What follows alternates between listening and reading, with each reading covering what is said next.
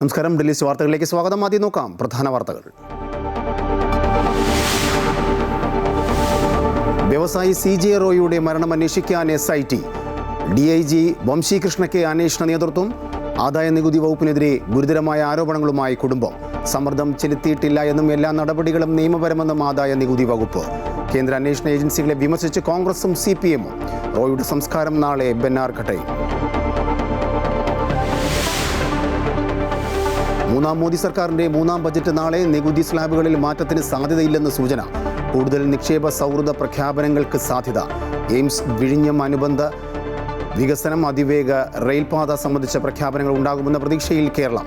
സ്വർണ്ണവിലയിൽ വൻ ഇടിവ്. പവന് 6320 രൂപ കുറഞ്ഞ് 1,17,760 രൂപയായി.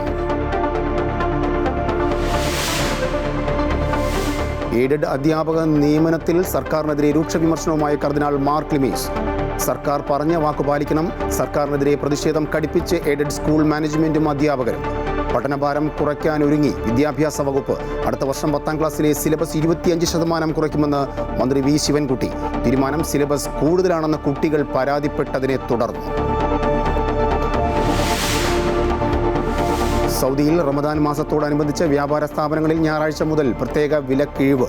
മാർച്ച് 26 വരെ ഉൽപ്പന്നങ്ങൾക്ക് വിലക്കിഴിവ് നൽകാനാണ് സ്ഥാപനങ്ങൾക്ക് അനുമതി നൽകിയിട്ടുള്ളത്. അനുമതി ആവശ്യമെന്ന് അധികൃതർ. ഓസ്ട്രേലിയൻ ഓപ്പൺ വനിതാ സിംഗിൾസ് കിരീടം കസാക്കിസ്ഥാൻ താരം എലേന റിബക്കീനയ്ക്ക്. ഫൈനലിൽ പരാജയപ്പെടുത്തിയത് ബെലൂറസ് താരം അരീന സബലങ്കയെ.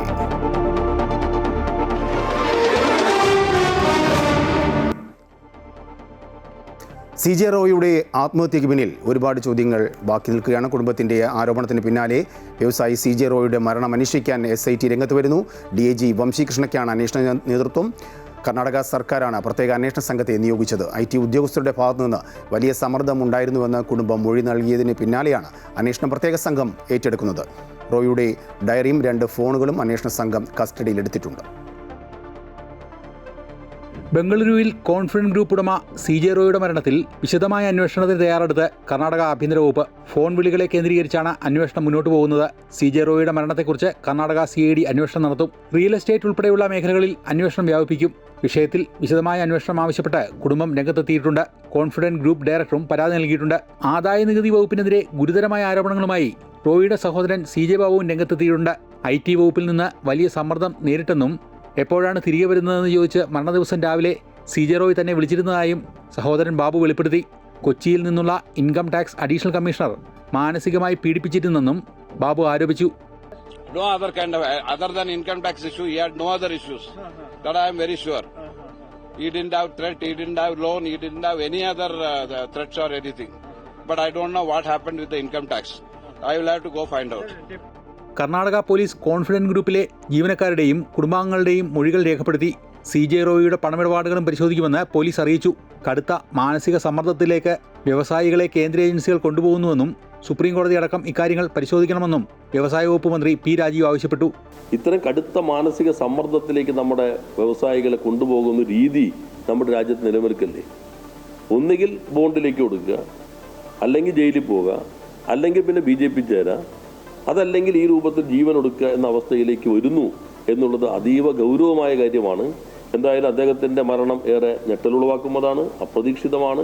ഇത്തരം കേസുകൾ ഈ PLI ആക്ടിന് സവിശേഷമായ അധികാരമുള്ളത് അതിപ്പോൾ റിവ്യൂ ചെയ്യുന്നുണ്ട് സുപ്രീം കോടതി ഇത്തരം കാര്യങ്ങളിലൂടി ഒരു സുവമോട്ടോ പരിശോധിക്കേണ്ടതുണ്ട് എന്നാണ് എനിക്ക് തോന്നുന്നത്. എന്നാൽ അന്തരിച്ച കോൺഫിഡൻസ് ഗ്രൂപ്പ് ഉടമ CJ റോയിക്ക് മേൽ സമ്മർദ്ദം ചെലുത്തിയിട്ടില്ലെന്ന് ആദായ നികുതി വകുപ്പ് വൃത്തങ്ങൾ പറയുന്നു. പോലീസ് അന്വേഷണവുമായി സഹകരിക്കുമെന്നും റോയിയെ മാനസികമായി ബുദ്ധിമുട്ടിച്ചിട്ടില്ലെന്നുമാണ് ഉദ്യോഗസ്ഥരുടെ നിലപാട്. അമൃത ന്യൂസ്, കൊച്ചി. മൂന്നാം മോദി സർക്കാരിൻ്റെ മൂന്നാം ബജറ്റ് നാളെ നടക്കും. രാവിലെ 11 മണിക്ക് ധനമന്ത്രി നിർമ്മല സീതാരാമൻ പാർലമെന്റിൽ ബജറ്റ് അവതരിപ്പിക്കും. ജനപ്രിയ പദ്ധതികൾക്കൊപ്പം ഭാവി വികസനം കൂടി ലക്ഷ്യമിട്ടായിരിക്കും നിർമ്മല സീതാരാമൻ തന്റെ 9ാമത് ബജറ്റ് അവതരിപ്പിക്കുക. അടിസ്ഥാന സൗകര്യ വികസനത്തിനും ആഭ്യന്തര ഉൽപാദനം വർദ്ധിപ്പിക്കാനും നടപടിയുണ്ടാകും. AI അടക്കമുള്ള സാങ്കേതിക മേഖലയ്ക്കും ബജറ്റിൽ മുൻഗണന ലഭിച്ചേക്കും. സ്ത്രീ ശാക്തീകരണ പദ്ധതികളും പ്രതീക്ഷിക്കാം.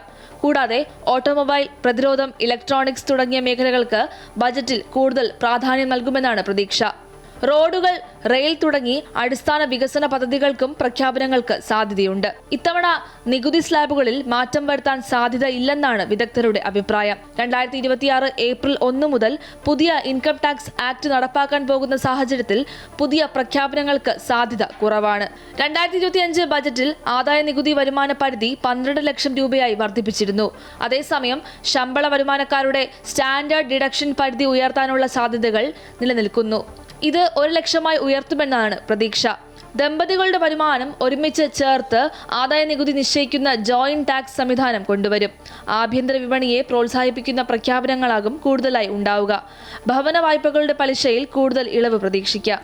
ഡോളറുമായുള്ള വിനിമയ മൂല്യത്തിൽ രൂപ പുതിയ താഴ്ചകളിലേക്ക് നീങ്ങുന്ന സാഹചര്യമായതിനാൽ ഇറക്കുമതി, കയറ്റുമതി എന്നിവയുമായി ബന്ധപ്പെട്ട് ഉത്തേജനം നൽകുന്ന പാക്കേജുകൾ പ്രതീക്ഷിക്കാം. ഇതോടൊപ്പം ഇന്ത്യയിലേക്ക് കൂടുതലായി വിദേശ നിക്ഷേപം ആകർഷിക്കാനും സർക്കാരിന് സാധിക്കും. തെരഞ്ഞെടുപ്പ് അടുത്തിരിക്കുന്ന കേരളമടക്കമുള്ള സംസ്ഥാനങ്ങൾ വലിയ പ്രതീക്ഷയിലാണ്. പ്രധാനമായും എയിംസ് ഉണ്ടാകുമോ എന്നാണ് കേരളം ഉറ്റുനോക്കുന്നത്. വിഴിഞ്ഞം തുറമുഖത്തിന് കേന്ദ്ര ബജറ്റിൽ പ്രത്യേക പദ്ധതികൾ വേണമെന്നും റബ്ബറിന്റെ താങ്ങുവില ഉയർത്തണമെന്നും കേരളം ആവശ്യപ്പെട്ടിരുന്നു. തിരുവനന്തപുരം, കാസർഗോഡ് അതിവേഗ റെയിൽപാത സംബന്ധിച്ചും പ്രഖ്യാപനങ്ങൾ ഉണ്ടായേക്കാം. ഇതിനു പുറമെ ശബരി റെയിൽപാത തുടങ്ങി വിവിധ പദ്ധതികളിലും കേരളം പ്രതീക്ഷയിലാണ്. News desk, Amrita TV. ഭിന്നശേഷി സംവരണ വിഷയത്തിൽ സർക്കാരിനെതിരെ പ്രതിഷേധം കടുപ്പിച്ച് എയ്ഡഡ് സ്കൂൾ മാനേജ്മെന്റ് അധ്യാപകർ സെക്രട്ടേറിയറ്റിലേക്ക് മാർച്ചും ധർണയും നടത്തി. കർദിനാൾ ബസേലിയോസ് മാർ ക്ലിമീസ് കത്തോലിക്ക ബാവ ധർണ ഉദ്ഘാടനം ചെയ്തു. സർക്കാർ പറഞ്ഞ വാക്ക് പാലിക്കണമെന്ന് ക്ലിമീസ് ബാവ ആവശ്യപ്പെട്ടു. കത്തോലിക്ക ബാവയുടെ പ്രസ്താവന വസ്തുതകൾക്ക് വിരുദ്ധമെന്ന് മന്ത്രി വി ശിവൻകുട്ടി പ്രതികരിച്ചു. എയ്ഡഡ് സ്കൂൾ മാനേജ്മെന്റ് അധ്യാപകർ സംയുക്തമായാണ് ഭിന്നശേഷി സംവരണ വിഷയത്തിൽ സർക്കാരിനെതിരെ വീണ്ടും ശക്തമായ പ്രതിഷേധവുമായി സെക്രട്ടേറിയറ്റ് നടയിലേക്ക് എത്തിയത്. വിഷയത്തിൽ NSS സുപ്രീം കോടതിയിൽ നിന്നും നേടിയ വിധി മറ്റു മാനേജ്മെന്റുകൾക്ക് കൂടി ബാധകമാക്കി സർക്കാർ ഉത്തരവിറക്കുക, ഭിന്നശേഷി അധിക തസ്തികയിലെ അധ്യാപക നിയമനം അംഗീകരിച്ച് സർക്കാർ ഉത്തരവിറക്കുക, കേട്ടറ്റ് എല്ലാവർക്കും നിർബന്ധമാക്കുന്നത് ഒഴിവാക്കുക തുടങ്ങിയ ആവശ്യങ്ങളാണ് അധ്യാപകർക്കുള്ളത്. അധ്യാപകരുടെ സെക്രട്ടേറിയറ്റ് മാർച്ചും ധർണയും Malankara Suriyani Sabha major archbishop Baselios Mar Cleemis Bava ഉദ്ഘാടനം ചെയ്തു. ഇക്കാര്യത്തിൽ സമയബന്ധിതമായി പരിഹാരം കാണുമെന്ന വാക്കുപാലിക്കാൻ സർക്കാർ തയ്യാറാകണമെന്നും അദ്ദേഹം ആവശ്യപ്പെട്ടു. ആയിരക്കണക്കിന് അധ്യാപകരോട് കാട്ടുന്ന ക്രൂരമായ ഒരു സമീപനം, അതിന് ഈ സർക്കാർ സമയബന്ധിതമായി ഒരു പരിഹാരം എത്തിക്കണം എന്നത് നിർബന്ധത്തോടും ആവശ്യബോധത്തോടും കൂടി ഉണർത്തിക്കുകയാണ്. ഇത് ഒരവകാശ പ്രക്ഷോഭം എന്നതിനപ്പുറത്ത് നീതിക്ക് വേണ്ടിയുള്ള ഒരു സമർപ്പണത്തിന്റെ പ്രത്യക്ഷമായ ഒരു പ്രക്ഷോഭമാണിത്. അതേസമയം ഭിന്നശേഷിക്കാരെ ആവശ്യത്തിന് ലഭിക്കുന്നില്ല എന്നത് ശരിയാണെന്നും കാതോലിക്ക ബാവ തിരുമേനിയുടെ പ്രസ്താവന വസ്തുതകൾക്ക് വിരുദ്ധമെന്നും മന്ത്രി വി ശിവൻകുട്ടി പറഞ്ഞു. ഭിന്നശേഷി സംവരണം സർക്കാർ കൊണ്ടുവന്ന പ്രശ്നമല്ല. ഹൈക്കോടതിയിലും സുപ്രീം കോടതിയിലും മാനേജ്മെന്റുകൾ അവരുടെ ഭാഗം വാദിക്കാൻ തയ്യാറായില്ലെന്നും മന്ത്രി വി ശിവൻകുട്ടി കുറ്റപ്പെടുത്തി. ഭിന്നശേഷിക്കാരെ സഫീഷ്യൻ്റായിട്ട് കിട്ടുന്നില്ല എന്നുള്ള കാര്യം ശരിയാണ്. അപ്പോൾ ആ പ്രശ്നം പരിഹരിക്കപ്പെടുന്നതിന് വേണ്ടി കോടതി പോകേണ്ട ആര്? അഫക്റ്റഡ് പാർട്ടിയല്ലേ പോവേണ്ടത്. അവർ പോയിട്ടില്ല എന്നുള്ളതാണ് കാര്യം. അവർ പിന്നെ ബഹുമാനപ്പെട്ട ബാബ തിരുമേനിയുടെ പ്രസ്താവന വസ്തുതകളായിട്ട് ബന്ധമുള്ളതല്ല. ഇതെന്തായാലും ആ പ്രശ്നത്തിന് പരിഹാരം കാണും. അതിനൊരു വിഷമിക്കേണ്ട കാര്യമില്ല. അതേസമയം നീതി ലഭിക്കുന്നതുവരെ സർക്കാരിനെതിരെ സമരം തുടരാനാണ് എയ്ഡഡ് അധ്യാപകരുടെ തീരുമാനം. അമൃത ന്യൂസ്, തിരുവനന്തപുരം. സംസ്ഥാനത്തെ കുട്ടികളുടെ പഠനഭാരം കുറയ്ക്കാൻ ലക്ഷ്യമിട്ട് നിർണായക തീരുമാനവുമായി വിദ്യാഭ്യാസ വകുപ്പ് അടുത്ത അധ്യയന വർഷം മുതൽ 1 മുതൽ 10 വരെയുള്ള ക്ലാസ്സുകളിലെ സിലബസിൽ 25% കുറവ് വരുത്തുമെന്ന് വിദ്യാഭ്യാസ മന്ത്രി വി ശിവൻകുട്ടി അറിയിച്ചു. സിലബസ് പൂർത്തീകരിക്കാൻ അധ്യാപകർ നേരിടുന്ന ബുദ്ധിമുട്ടും കുട്ടികളുടെ മാനസിക സമ്മർദ്ദവും പരിഗണിച്ചാണ് നടപടി. വിദ്യാർത്ഥികളുടെയും അധ്യാപകരുടെയും ദീർഘകാലത്തെ പരാതി പരിഗണിച്ചാണ് സിലബസ് വെട്ടിക്കുറയ്ക്കാൻ കരിക്കുലം കമ്മിറ്റി തീരുമാനിച്ചത്. 1 മുതൽ 10 വരെയുള്ള ക്ലാസുകളിൽ പഠനഭാരം ഗണ്യമായി കുറയ്ക്കാൻ സിലബസിൽ 25% കുറയ്ക്കും. എന്നാൽ പാഠഭാഗങ്ങൾ കുറയ്ക്കുമ്പോഴും വിഷയങ്ങളിലെ പ്രധാനപ്പെട്ട കാര്യങ്ങളിലോ ഗുണനിലവാരത്തിലോ യാതൊരു വിട്ടുവീഴ്ചയും ഉണ്ടാകില്ല. നിശ്ചിത സമയത്തിനുള്ളിൽ പാഠഭാഗങ്ങൾ തീർക്കാൻ കഴിയാത്ത അധ്യാപകരുടെ പ്രായോഗിക ബുദ്ധിമുട്ടുകൾക്കും ഇതോടെ പരിഹാരമാകും. സിലബസ് വളരെ കൂടുതലാണെന്ന് കുട്ടികൾ തന്നെ പരാതിപ്പെട്ട സാഹചര്യത്തിലാണ് അടിയന്തര ഇടപെടൽ നടത്തുന്നതെന്ന് മന്ത്രി വ്യക്തമാക്കി. സിലബസിലെ 25% കുറയ്ക്കാൻ വേണ്ടി തീരുമാനിച്ചിട്ടുണ്ട്. എന്നുവെച്ചാൽ ഉള്ളടക്കത്തിൽ കുറവ് വരുന്നില്ല. കുട്ടികൾക്ക് വലിയ ഭാരം നിറഞ്ഞ പുസ്തകം കൊണ്ടുപോകാൻ വലിയ പ്രയാസമായിരിക്കുന്നു. അധ്യാപകർക്ക് ഞാൻ സിലബസിൽ പറഞ്ഞിരിക്കുന്ന മുഴുവൻ കാര്യവും പറഞ്ഞു തീർക്കുന്നതിന് വേണ്ടി കഴിയാത്ത സാഹചര്യം വന്നിരിക്കുന്നു. അപ്പോൾ അതുകൊണ്ട് കരിക്കുലം കമ്മിറ്റി അംഗീകരിച്ചു കഴിഞ്ഞു. 1 മുതൽ 10 വരെയുള്ള ക്ലാസ്സുകളിൽ ഒരു 25% പാഠഭാഗങ്ങൾ കുറയ്ക്കാൻ വേണ്ടി തീരുമാനിച്ചിട്ടുണ്ട്. അമിതമായ പാഠഭാഗങ്ങൾ കുട്ടികളിൽ ഉണ്ടാക്കുന്ന പ്രയാസങ്ങൾ ഒഴിവാക്കി പഠനം കൂടുതൽ ആസ്വാദികരമാക്കുകയാണ് ലക്ഷ്യം. വിദ്യാഭ്യാസ രംഗത്തെ ഈ മാറ്റം കുട്ടികൾക്ക് കൂടുതൽ ക്രിയാത്മകമായി പഠിക്കാനുള്ള അവസരമൊരുക്കുമെന്നാണ് പ്രതീക്ഷിക്കുന്നത്. അമൃത ന്യൂസ്, പത്തനംതിട്ട. സ്വർണ്ണവിലയിൽ വൻ ഇടിവ്. പവന് 6320 രൂപ കുറഞ്ഞ് 1,17,760 രൂപയായി. ഗ്രാമിന് 790 രൂപയാണ് കുറഞ്ഞത്. 1 ഗ്രാമിൻ്റെ വില 14,720 രൂപയാണ്. തുടർച്ചയായി 2ാം ദിവസമാണ് സ്വർണ്ണത്തിൻ്റെ വില ഇടിയുന്നത്. ഇന്നലെ സ്വർണ്ണത്തിൻ്റെ വില പവന് 5,240 രൂപ കുറഞ്ഞ് 1,25,120 രൂപ ആയിരുന്നു. വി ഡി സതീശൻ്റെ നിർണായക നീക്കമാണ്. തെരഞ്ഞെടുപ്പിന് മുന്നോടിയായി ശശി തരൂരിനൊപ്പം നിർത്താൻ പ്രതിപക്ഷ നേതാവ് രംഗത്ത് വരുന്നു. 6-ാം തീയതി മുതൽ ആരംഭിക്കുന്ന കേരള യാത്രയ്ക്ക് മുന്നോടിയായി ശശി തരൂരിനെ ഫ്ളാറ്റിൽ ചെന്ന് കണ്ട് പ്രതിപക്ഷ നേതാവ് വി ഡി സതീശൻ നയിക്കുന്ന യാത്രയിൽ ഉടനീളം മുൻനിരയിൽ ഉണ്ടാകുമെന്നും തെരഞ്ഞെടുപ്പ് പ്രചരണത്തിന് സജീവമായി ഉണ്ടാകുമെന്നും തരൂർ ഉറപ്പു നൽകി. നിയമസഭാ തെരഞ്ഞെടുപ്പിനെ ഒറ്റക്കെട്ടായി നേരിടുക എന്നതിനപ്പുറം മറ്റൊന്നിനെക്കുറിച്ചും കോൺഗ്രസ് ഇപ്പോൾ ചിന്തിക്കുന്നില്ല. പാർട്ടിക്കുള്ളിലെ എല്ലാ പടലപ്പിണക്കങ്ങളും അസ്വാരസ്യങ്ങളും ചർച്ച ചെയ്ത് പരിഹരിക്കാൻ നേതാക്കൾ ഓരോരുത്തരും മുന്നിട്ടിറങ്ങുകയാണ്. ടീം UDF എന്ന സന്ദേശം ഈ തെരഞ്ഞെടുപ്പ് വേളയിൽ താഴെത്തട്ട് വരെ എത്തിക്കുകയാണ് കോൺഗ്രസ് ലക്ഷ്യം. രാഹുൽ ഗാന്ധിയെയും മല്ലികാർജ്ജുൻ ഖാർഗെയും നേരിട്ട് കണ്ട പ്രശ്നങ്ങൾ പറഞ്ഞു തീർത്തതോടെ തരൂർ KPCC ആസ്ഥാനത്തെത്തിയത് എല്ലാ പിണക്കങ്ങളും മാറ്റിവെച്ചു തന്നെയാണ്. തരൂരിനെ സംസ്ഥാന നേതൃത്വം ഒന്നടങ്കം ചേർത്തു നിർത്തുകയും ചെയ്തു. അതിനു പിന്നാലെയാണ് ഇപ്പോൾ പ്രതിപക്ഷ നേതാവ് തരൂരിനെ അദ്ദേഹത്തിന്റെ ഫ്ളാറ്റിൽ ചെന്ന് കണ്ടത്. ഫെബ്രുവരി 6 മുതൽ 1 മാസക്കാലം നീണ്ടു നിൽക്കുന്ന കേരള യാത്രയ്ക്ക് തയ്യാറെടുക്കുകയാണ് പ്രതിപക്ഷ നേതാവ്. അതിനു തൊട്ടു മുൻപുള്ള ഈ സന്ദർശനത്തിന് ഏറെ പ്രാധാന്യവുമുണ്ട്. താൻ നയിക്കുന്ന യാത്ര മുതൽ തെരഞ്ഞെടുപ്പ് പ്രചരണത്തിന്റെ അവസാന ദിവസം വരെയും തരൂരിന്റെ സജീവ സാന്നിധ്യം പ്രധാന ഘടകമാണെന്ന തിരിച്ചറിവിലാണ് വി ഡി സതീശൻ. ഈ തെരഞ്ഞെടുപ്പ് കാലത്ത് തരൂർ വിഷയം ഒരു ചർച്ചയാക്കാൻ സതീശൻ ആഗ്രഹിക്കുന്നില്ല. അതുകൊണ്ട് തന്നെ എന്ത് വിട്ടുവീഴ്ചയ്ക്കും തയ്യാറാകുകയാണ്. പ്രകടന പത്രിക തയ്യാറാക്കുന്നതിലും സംവാദങ്ങൾ സംഘടിപ്പിക്കുന്നതിലും തരൂരിനാകും ചുമതല. വി ഡി സതീശന്റെ യാത്രയിൽ താൻ മുൻനിരയിൽ ഉണ്ടാകുമെന്നും തരൂർ ഉറപ്പു നൽകി. പാർലമെന്റ് സമ്മേളനത്തിന് ശേഷം കേരളത്തിൽ ക്യാമ്പ് ചെയ്ത് പ്രചരണത്തിൽ ചുവടുറപ്പിക്കാൻ തന്നെയാണ് തരൂരിന്റെ തീരുമാനം. അമൃത ന്യൂസ്, തിരുവനന്തപുരം. നേമത്ത് മത്സരിക്കുമോ എന്ന ശിവൻകുട്ടിയുടെ വെല്ലുവിളിയിൽ പ്രതികരിച്ച് പ്രതിപക്ഷ നേതാവ് വി ഡി സതീശൻ മഹാനായ ശിവൻകുട്ടിയുടെ വെല്ലുവിളി സ്വീകരിക്കാൻ തനിക്ക് പ്രാപ്തിയില്ല എന്നും ശിവൻകുട്ടിയുമായി ഏറ്റുമുട്ടാൻ താനില്ല എന്നും അദ്ദേഹം പറഞ്ഞു. അതേസമയം ശിവൻകുട്ടി അത് ആഗ്രഹിക്കുന്നുണ്ടെന്നും അദ്ദേഹം കൂട്ടിച്ചേർത്തു. അദ്ദേഹത്തെ പോലുള്ള വലിയ ഒരു മഹാനായ ഒരാളുടെ വെല്ലുവിളിച്ചാൽ ആ വെല്ലുവിളി സ്വീകരിക്കാൻ പ്രാപ്തിയുള്ള ഒരാളല്ല ഞാൻ. എനിക്കത് താങ്ങില്ല. അദ്ദേഹം പറ്റില്ല. എനിക്ക് അദ്ദേഹം വളരെ വലിയ ഒരാളാണ്. അതേസമയം പ്രതിപക്ഷ നേതാവിന് വീണ്ടും മറുപടിയുമായി മന്ത്രി വി ശിവൻകുട്ടി. തന്നെക്കുറിച്ച് വി ഡി സതീശൻ്റെ പ്രസ്താവന ഭരണിപ്പാട്ട് പോലെയാണ്. എല്ലാ ഭാഗത്തു നിന്നും എതിർപ്പ് വന്നപ്പോൾ വി ഡി സതീശൻ പ്രസ്താവനയിൽ നിന്നും പിന്മാറിയെന്നും ശിവൻകുട്ടി പറഞ്ഞു. NSSന് കിട്ടിയ ആനുകൂല്യം മറ്റെല്ലാ മാനേജ്മെന്റിനും കൊടുക്കണമെന്നുള്ള നിലയിൽ സുപ്രീം കോടതിയിൽ അഫിഡവിറ്റ് ഫയൽ ചെയ്യാറുണ്ട്. പ്രതിപക്ഷ നേതാവ് വി ഡി സതീശനെ പരിഹസിച്ച് LDF കൺവീനർ TP രാമകൃഷ്ണൻ അധികാരം കിട്ടിയില്ല എങ്കിൽ രാഷ്ട്രീയ വനവാസമെന്നാണ് പ്രതിപക്ഷ നേതാവ് പറയുന്നതെന്നും വനവാസത്തിന് പോകുന്നുണ്ടെങ്കിൽ സംരക്ഷണം നൽകണമെന്ന് വനം വകുപ്പിനോട് പറഞ്ഞിട്ടുണ്ടെന്നും അദ്ദേഹം കോഴിക്കോട് പറഞ്ഞു. കേരളത്തിൻ്റെ പ്രതിപക്ഷ നേതാവ് എത്ര പ്രശ്നങ്ങളിലാണ് അടിസ്ഥാനരഹിതമായ ആക്ഷേപങ്ങളും ആരോപണങ്ങളും ഉന്നയിക്കുന്നത്. അദ്ദേഹമാണ് പറഞ്ഞത് ഇവിടെ അടുത്ത അധികാരം കിട്ടിയിട്ടില്ലെങ്കിൽ ഞാൻ വനവാസത്തിന് പോകും. ഈ വനവാസത്തിന് പോവുക എന്ന നിലപാട് തന്നെ ജനവിരുദ്ധമാണ്.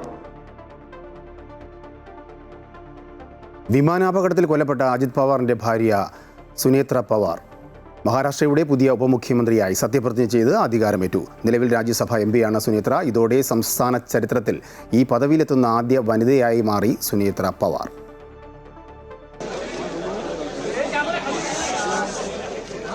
സത്യപ്രതിജ്ഞയ്ക്കായി സുനേത്രയെ ക്ഷണിച്ചപ്പോൾ അജിത് ദാദ അമർ രഹേ മുദ്രാവാക്യം മുഴക്കിയാണ് NCP പ്രവർത്തകർ വരവേറ്റത്. മുംബൈയിലെ ലോക് ഭവനിൽ നടന്ന ചടങ്ങിൽ ഗവർണർ ആചാര്യ ദേവ്രത് സത്യവാചകം ചൊല്ലിക്കൊടുത്തു. മുഖ്യമന്ത്രി ദേവേന്ദ്ര ഫട്നാവിസ്, ഏകനാഥ് ഷിൻഡെ എന്നിവർ ചടങ്ങിൽ പങ്കെടുത്തിരുന്നു.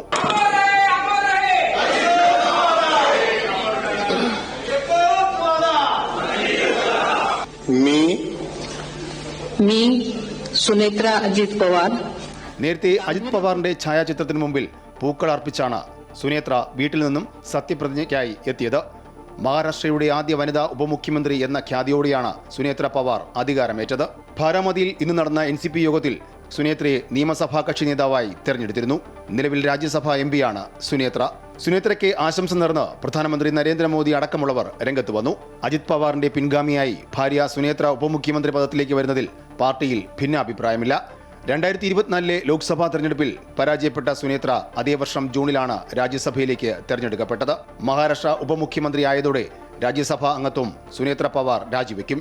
അജിത് പവാറിന്റെ ബാരാമതി നിയമസഭാ സീറ്റിൽ ഉപതെരഞ്ഞെടുപ്പിൽ സുനേത്ര ജനവിധി തേടുമെന്നും പാർട്ടി വ്യക്തമാക്കി. സുനേത്രയുടെ ഈ പുതിയ പദവി മഹാരാഷ്ട്ര രാഷ്ട്രീയത്തിൽ വൻ മാറ്റങ്ങൾക്ക് വഴിയൊരുക്കുമെന്നാണ് വിലയിരുത്തപ്പെടുന്നത്. സുനേത്ര പവാർ സംസ്ഥാന മന്ത്രിസഭയിലെത്തുന്നതോടെ രാജ്യസഭാ സീറ്റിലേക്ക് മകൻ പാർത്ഥ് പവാറിനെ അയക്കാനും നീക്കമുണ്ട്. ഇതിനൊപ്പം പാർട്ടിയിൽ പുനഃസംഘടനാ ചർച്ചകളും പുരോഗമിക്കുകയാണ്. ബുധനാഴ്ചയാണ് മഹാരാഷ്ട്രയിലെ പൂനെ ജില്ലയിലെ ബാരാമതിയിൽ ഉപമുഖ്യമന്ത്രി അജിത് പവാർ ഉൾപ്പെടെ 6 പേർ സഞ്ചരിച്ചിരുന്ന ചാർട്ടേഡ് വിമാനം തകർന്നു വീണത്. അപകടത്തിന്റെ യഥാർത്ഥ കാരണം കണ്ടെത്തുവാനുള്ള അന്വേഷണവും പുരോഗമിക്കുകയാണ്. News desk Amrita news. Saudi അറേബ്യയ്ക്ക് നൂതന പാട്രിയറ്റ് മിസൈൽ സംവിധാനങ്ങളും അനുബന്ധ ഉപകരണങ്ങളും വിൽക്കാൻ US സ്റ്റേറ്റ് ഡിപ്പാർട്ട്മെന്റ് അംഗീകാരം നൽകിയതായി അമേരിക്കൻ പ്രതിരോധ വകുപ്പ് അറിയിച്ചു. $900 കോടി ആയുധ ഇടപാടാണ് ഇത്. ലോക്ഹീഡ് മാർട്ടിൻ കമ്പനിയാണ് ഇടപാടിന്റെ പ്രധാന കരാറുകാരനെന്ന് പെന്റഗൺ പ്രസ്താവനയിൽ കൂട്ടിച്ചേർത്തു. സൗദി 730 പാട്രിയറ്റ് മിസൈലുകൾ അമേരിക്കയിൽ നിന്ന് വാങ്ങാൻ ഉദ്ദേശിക്കുന്നതായി സ്റ്റേറ്റ് ഡിപ്പാർട്ട്മെന്റ് അറിയിച്ചു. കാഴ്ചപ്പാടുകളിലെ വ്യത്യാസങ്ങൾ സൗദിയും UAEയും തമ്മിലുള്ള ആഴത്തിലുള്ള ബന്ധത്തെ ബാധിക്കില്ല എന്ന് സൗദി രഹസ്യാന്വേഷണ ഏജൻസി മുൻ മേധാവിയും അമേരിക്കയിലെ മുൻ സൗദി അംബാസിഡറുമായ തുർക്കി അൽ ഫൈസൽ രാജകുമാരൻ വ്യക്തമാക്കി. ഇരു രാജ്യങ്ങളും തമ്മിലുള്ള ബന്ധം രാഷ്ട്രീയ താൽപ്പര്യങ്ങൾക്കും അന്താരാഷ്ട്ര നിലപാടുകൾക്കും അപ്പുറം ജനങ്ങൾക്കിടയിലെ ശക്തമായ കുടുംബ ബന്ധങ്ങളിലും സ്നേഹത്തിലും അധിഷ്ഠിതമാണെന്നും സോഷ്യൽ മീഡിയയിലെ പ്രചാരണങ്ങൾ ഈ ബന്ധത്തെ ഉലയ്ക്കില്ല എന്നും അദ്ദേഹം ഓർമ്മിപ്പിച്ചു. UAEയിൽ ഫെബ്രുവരി മാസത്തെ ഇന്ധനവില പ്രഖ്യാപിച്ചു. ജനുവരി മാസത്തെ അപേക്ഷിച്ച് പെട്രോൾ ഡീസൽ വിലയിൽ കുറവുണ്ട്. ഫെബ്രുവരി 1 മുതൽ സൂപ്പർ 98 പെട്രോളിന് ലിറ്ററിന് 2 ദിർഹം 45 ഫീൽസ് ആയിരിക്കും നിരക്ക്. സ്പെഷ്യൽ 95 പെട്രോൾ ലിറ്ററിന് 2 ദിർഹം 33 ഫീൽസ്. E+ പെട്രോളിന് ലിറ്ററിന് 2 ദിർഹം 26 ഫീൽസ് എന്നിങ്ങനെയാണ് ഫെബ്രുവരിയിലെ വില. ഡീസലിന് 2 ദിർഹം 52 ഫീൽസ് ആയിരിക്കും ഫെബ്രുവരി മാസത്തെ വില. ആഗോള എണ്ണ വിലയുടെ അടിസ്ഥാനത്തിൽ എല്ലാ മാസവും ഇന്ധന വില പുതുക്കി നിശ്ചയിക്കുന്ന രീതിയാണ് UAE പിന്തുടരുന്നത്. ഭക്ഷ്യ ഉൽപ്പന്നങ്ങൾക്ക് അതിൽ അടങ്ങിയിരിക്കുന്ന ന്യൂട്രീഷൻ വാല്യൂ അനുസരിച്ച് ലേബലിംഗ് നൽകുന്ന രീതി അബുദാബിയിൽ പ്രാബല്യത്തിൽ വരുന്നു. 2024 പ്രഖ്യാപിച്ച പദ്ധതി ചില നിർമ്മാതാക്കൾ സ്വമേധയാ നടപ്പിലാക്കി കഴിഞ്ഞു. ന്യൂട്രീഷൻ വാല്യൂ കണക്കാക്കി ഉൽപ്പന്നങ്ങളുടെ പുറം കവറിൽ A മുതൽ E വരെയുള്ള അക്ഷരങ്ങൾ രേഖപ്പെടുത്തും. A അക്ഷരം രേഖപ്പെടുത്തിയ ഉൽപ്പന്നങ്ങൾ കൂടുതൽ ന്യൂട്രീഷൻ വാല്യൂ ഉള്ളതായിരിക്കും. E അക്ഷരമുള്ള ഉൽപ്പന്നങ്ങളുടെ ന്യൂട്രീഷൻ വാല്യൂ കുറവായിരിക്കും. പദ്ധതി പൂർണ്ണമായും നടപ്പാക്കുന്നതിന് മുമ്പ് പൊതുജന അവബോധം വളർത്തുന്നതിനും വിപണിയെ തയ്യാറാക്കുന്നതിനുമാണ് ഇപ്പോൾ ശ്രദ്ധ കേന്ദ്രീകരിച്ചിരിക്കുന്നതെന്ന് Abu Dhabi quality and conformity council അറിയിച്ചു. ബന്ധപ്പെട്ടവരെ ഉദ്ധരിച്ച് UAEയിലെ ദേശീയ ദിനപത്രങ്ങളാണ് ഇക്കാര്യം റിപ്പോർട്ട് ചെയ്തത്. സൗദിയിൽ റമദാൻ മാസത്തോടനുബന്ധിച്ച് വ്യാപാര സ്ഥാപനങ്ങളിൽ ഞായറാഴ്ച മുതൽ പ്രത്യേക വിലക്കിഴിവ് ആരംഭിക്കും. ഫെബ്രുവരി 1 മുതൽ മാർച്ച് 26 വരെ 54 ദിവസത്തേക്ക് ഉൽപ്പന്നങ്ങൾക്ക് വിലക്കിഴിവ് നൽകാനാണ് സ്ഥാപനങ്ങൾക്ക് അനുമതി നൽകിയിരിക്കുന്നതെന്ന് വാണിജ്യ മന്ത്രാലയം അറിയിച്ചു. റമദാൻ വിപണി ലക്ഷ്യമിട്ടുള്ള ഓഫർ പ്രഖ്യാപനത്തിന് മന്ത്രാലയത്തിൻ്റെ അനുമതി ആവശ്യമാണ്. ഉപഭോക്താക്കളെ നേരത്തെ ഷോപ്പിംഗ് നടത്താനും അവധിക്കാലത്തിൻ്റെ അവസാന ദിവസങ്ങളിൽ തിരക്ക് ഒഴിവാക്കാനും പ്രോത്സാഹിപ്പിക്കുക എന്ന ലക്ഷ്യത്തോടെയാണിതെന്ന് മന്ത്രാലയം വ്യക്തമാക്കി. റമദാനിലെ നോമ്പുതുറ വിഭവങ്ങൾ മുതൽ ഈദ് ആഘോഷങ്ങൾക്കുള്ള അവശ്യവസ്തുക്കൾ വരെ വിലക്കിഴിവിൽ ലഭ്യമാക്കാനാണ് അനുമതി. റീറ്റെയിൽ സ്ഥാപനങ്ങൾക്കും ഓൺലൈൻ സ്റ്റോറുകൾക്കും ഒരുപോലെ ഈ ആനുകൂല്യങ്ങൾ നൽകാം. 2025 അബുദാബിയിലെ ഷെയ്ഖ് സായിദ് ഗ്രാൻഡ് മോസ്കിൽ എത്തിയത് 70 ലക്ഷത്തോളം സന്ദർശകർ. മുൻ വർഷത്തേക്കാൾ 4% വർധനവാണ് സന്ദർശകരുടെ എണ്ണത്തിൽ രേഖപ്പെടുത്തിയത്. 68,46,723 പേരാണ് കഴിഞ്ഞ വർഷം അബുദാബി ഗ്രാൻഡ് മോസ്കിൽ എത്തിയത്. UAEയിലെ പ്രധാന ആരാധനാ കേന്ദ്രവും സന്ദർശകരും വിനോദസഞ്ചാരികളും ഏറ്റവും കൂടുതൽ എത്തുന്ന ഇടവുമാണ് Abu Dhabi Sheikh Zayed Grand Mosque. രാഷ്ട്ര നേതാക്കൾ മുതൽ സാധാരണക്കാർ വരെ ഗ്രാൻഡ് മോസ്കിൽ സന്ദർശകരായി എത്തുന്നുണ്ട്. കഴിഞ്ഞ വർഷം എത്തിയവരിൽ 20%-ലേറെ ഇന്ത്യക്കാരാണെന്നും കണക്കുകൾ സൂചിപ്പിക്കുന്നു. വെള്ളിയാഴ്ചകളിലും ദിവസേനയുമുള്ള പ്രാർത്ഥനയ്ക്കായി എത്തുന്നവരുടെ എണ്ണത്തിലും വർധനവുണ്ട്. കഴിഞ്ഞ വർഷം പ്രാർത്ഥിക്കാനായി ഗ്രാൻഡ് മോസ്കിൽ എത്തിയത് 15 ലക്ഷത്തിലേറെ പേരാണ്.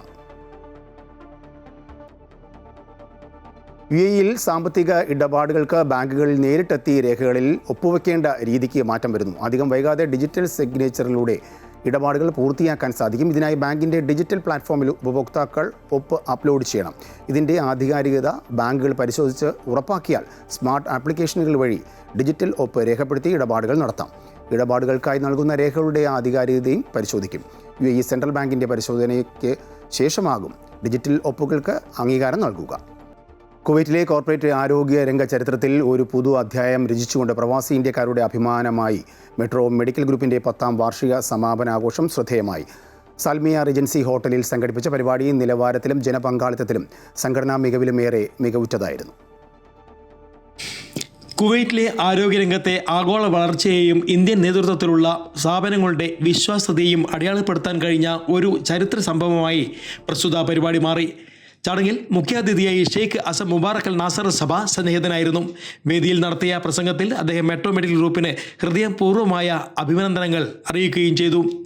കുവൈറ്റിലെ ആരോഗ്യരംഗത്തിന് സ്ഥാപനം നൽകിയ സംഭാവനകൾ അത്യന്തം പ്രശംസനീയമാണെന്ന് വ്യക്തമാക്കി. ഭാവിയിലും കുവൈറ്റിൻ്റെ ആരോഗ്യരംഗ വികസനത്തിൽ മെട്രോ മെഡിക്കൽ ഗ്രൂപ്പിൻ്റെ പങ്ക് വളരെ നിർണായകമായിരിക്കുമെന്ന് അദ്ദേഹം അഭിപ്രായപ്പെട്ടു.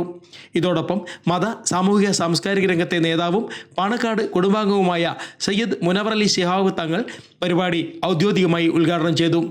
കേരള നിയമസഭാ സമ്മേളനം നടക്കുന്നതിനാൽ കേരളത്തിലെ ആരോഗ്യമന്ത്രി വീണ ജോർജിനും സ്പീക്കർ ഷംസീർ നാസറും ചടങ്ങിൽ പങ്കെടുക്കാൻ കഴിയാതിരുന്നെങ്കിലും അവരുടെ പ്രതിനിധിയായി ജനപ്രതിനിധിയായ കുട്ടനാട് MLA തോമസ് കെ തോമസ് ചടങ്ങിൽ 1ാം സെഷൻ ഉദ്ഘാടനം ചെയ്തു. കൂടാതെ 26 എംബസി ഉദ്യോഗസ്ഥന്മാരും അംബാസിഡർമാരും ചടങ്ങിൽ പങ്കെടുത്തു. മന്ത്രാലയ ഉദ്യോഗസ്ഥർ, ആരോഗ്യ വാണിജ്യ വ്യവസായ രംഗത്തെ പ്രമുഖർ, മത സാമൂഹിക സാംസ്കാരിക സംഘടനാ നേതാക്കൾ എന്നിവരും ചടങ്ങിൽ പങ്കെടുത്തു.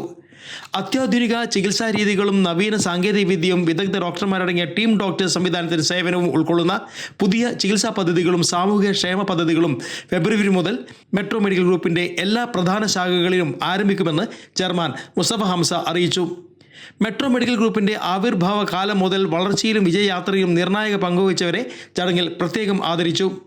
വിവിധ രാജ്യങ്ങളിൽ നിന്നുള്ള കലാകാരന്മാർ അവതരിപ്പിച്ച വൈവിധ്യമാർന്ന സാംസ്കാരിക പരിപാടികൾ ചടങ്ങിന് ആഗോള സാംസ്കാരിക ഐക്യം നൽകുന്നതായിരുന്നു. Anil K Nambiar, Amrita news, Kuwait. കുവൈറ്റിലെ പ്രമുഖ ഇസ്ലാമിക ജീവകാരുണ്യ സംഘടന ഇഹ്യാഉ തുറാസ ഇന്ത്യയിലെ 650 കുട്ടികൾക്ക് അനാഥാലയം നിർമ്മിക്കാൻ ഒരുങ്ങുന്നു. 65,000 ദിനാർ ചെലവ് പ്രതീക്ഷിക്കുന്ന പദ്ധതി ബീഹാർ സംസ്ഥാനത്താണ് നടപ്പിലാക്കുന്നത്. ബോർഡിംഗ് സ്കൂൾ, ഡോർമെറ്ററികൾ, പ്രാർത്ഥനാ ഹാൾ, ഡൈനിങ് ഹാൾ എന്നിവ ഉൾപ്പെടുത്തിക്കൊണ്ടാണ് അനാഥാലയം നിർമ്മിക്കുന്നത്. ഈ പദ്ധതിയിലേക്ക് സഹായം നൽകാൻ താല്പര്യമുള്ള എല്ലാ സ്വദേശികളും മാനേജ്മെൻറ്റുമായി ബന്ധപ്പെടുകയോ അല്ലെങ്കിൽ ഓൺലൈൻ വഴി നേരിട്ടോ സംഭാവനകൾ നൽകണമെന്ന് സൊസൈറ്റി അഭ്യർത്ഥിച്ചു.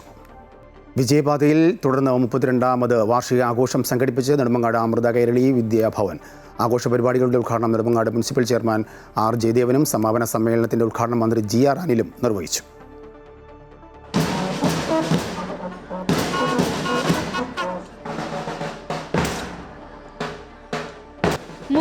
വർഷത്തെ വിജയഗാഥ വിളിച്ചോതുന്ന പ്രൗഢഗംഭീരമായ പരിപാടികളോടെയായിരുന്നു നെടുമങ്ങാട് അമൃത കൈരളി വിദ്യാഭവന്റെ വാർഷികാഘോഷം. രാവിലെ ആരംഭിച്ച ആഘോഷ പരിപാടികളുടെ ഉദ്ഘാടനം Nedumangad municipal chairman advocate R. Jayadevan നിർവഹിച്ചു. ചടങ്ങിൽ മികച്ച ബാലതാരത്തിനുള്ള സംസ്ഥാന അവാർഡ് നേടിയ കുമാരി തന്മയ മോൾ മുഖ്യാതിഥിയായി. വൈകിട്ട് നടന്ന സമാപന സമ്മേളനം മന്ത്രി GR അനിൽ ഉദ്ഘാടനം ചെയ്തു. കൈരളി വിദ്യാലയം നമ്മുടെ ജില്ലയിലെയും സംസ്ഥാനത്തെയും ശ്രദ്ധേയമായിട്ടുള്ള മാതൃകയാക്കാവുന്ന ഒരു വിദ്യാലയമാണ്. CBSE regional officer Shri Rajib Barua, SC/ST special കോടതി ജഡ്ജി A. ഷാജഹാൻ, നഗരസഭാ വിദ്യാഭ്യാസ standing committee chairman C. Babu, school മാനേജറും ഓൾ കേരള അമൃത വിദ്യാലയം അഡ്മിനിസ്ട്രേറ്റീവ് ഡയറക്ടറുമായ GS Sajikumar, principal Sindhu S. തുടങ്ങിയവർ പങ്കെടുത്തു. തുടർന്ന് കുട്ടികളുടെ വിവിധ കലാപരിപാടികളും Naveen DJ mix live a musical പ്രോഗ്രാമും അരങ്ങേറി.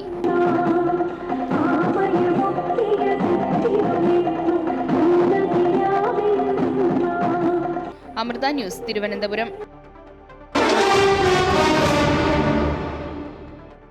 കായിക വാർത്തകൾ നോക്കാം. ഓസ്ട്രേലിയൻ ഓപ്പൺ വനിതാ സിംഗിൾസ് കിരീടം കസാക്കിസ്ഥാൻ താരം എലേന റീബക്കീനയ്ക്ക്.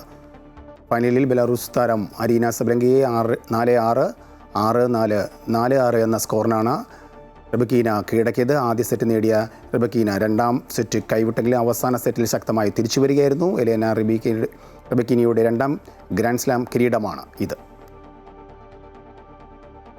ഇതോടുകൂടി വാർത്താ ബുള്ളറ്റിൻ പൂർണ്ണമാകുന്നു. കൂടുതൽ വാർത്തയ്ക്കായി അമൃത ന്യൂസ് യൂട്യൂബ് കാണുക.